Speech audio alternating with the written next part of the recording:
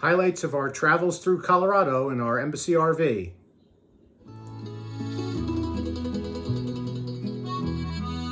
So we've been to Colorado twice since we've had our van for the last year, and we'd like to share with you some of our visits to the campsites.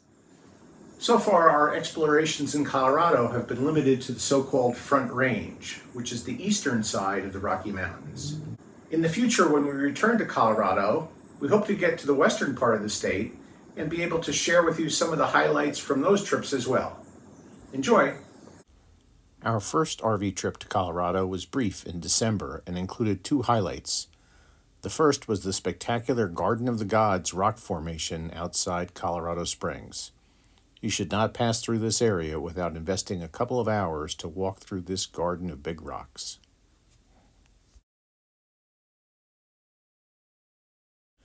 The second highlight of our brief December trip through Colorado was our campsite at Cheyenne Mountain State Park.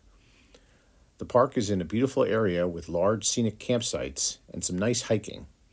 Incidentally, deep in the granite of Cheyenne Mountain is the original headquarters of the NORAD Missile Defense Complex. Our second RV trip to Colorado was this July and began with a trip to Great Sand Dunes National Park at the foot of the Sangre de Cristo Mountains and the site of the tallest sand dunes in North America. We camped at the park's Pinyon Flats campground, which overlooks the foot of the dunes.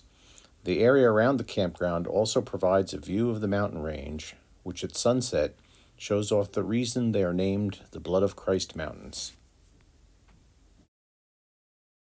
The views from the dunes are fabulous, and we mustered up the courage to take on the climb to the top of High Dune, heeding the advice to start early in the morning so as to be off the dune before the afternoon sun.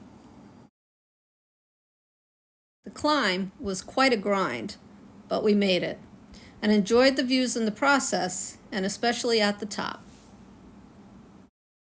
Be sure to bring plenty of water, sunscreen, and we also found that hiking poles were very helpful. After leaving the park, we made a few day trip stops along the road north. One was the Colorado Gators Reptile Park in Mosca. The park houses reptiles rescued from around the country. It's a fun little pit stop. Next, we treated ourselves to lunch at the highly regarded Whitewater Bar and Grill in Canyon City.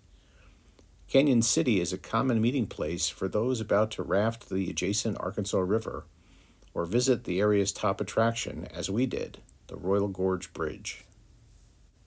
This engineering marvel sits suspended 1,053 feet above the river below, and it was the world's highest suspension bridge for 74 years. Visitors here who are the courageous sort can take a zip line across the gorge. Roseanne and I are more zip line watchers.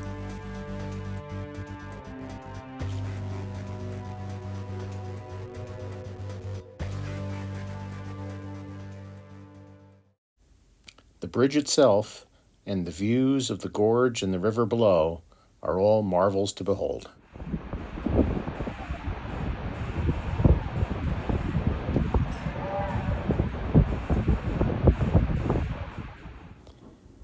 An approaching afternoon thunderstorm caused us to scramble back across the other side of the bridge while we still could.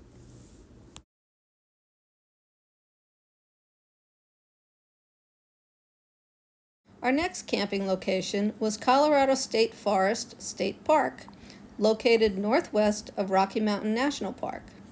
We entered the park from the east, which involves a beautiful drive along the Poudre Canyon Highway. The park has several campgrounds. Ours was called Ranger Lakes, where the views from both the lake and the campground were great and became even more beautiful near dusk.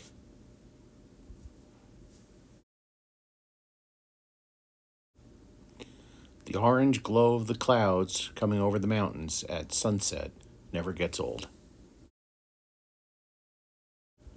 We enjoyed some beautiful hikes along both the Michigan Ditch Trail and the Gould Loop.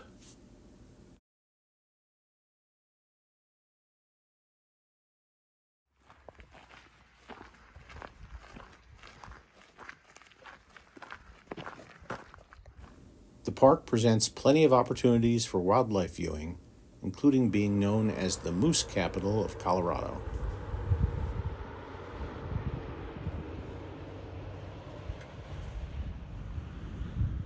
Our next camping spot in Colorado was in the town of Golden, where we camped right in the middle of town at Clear Creek Campground. As luck would have it, we were in Golden for the annual Buffalo Bill Days celebration, which included free concerts in the park and a parade. And the fact that the campground was a short walk to a great brewery was a nice bonus. Last, but definitely not least, we camped for 3 nights in the ever-popular Rocky Mountain National Park. There are a couple things you need to know about this highly visited park. Most important is that this is one of several locations in the national park system that requires a timed entry reservation to enter the park.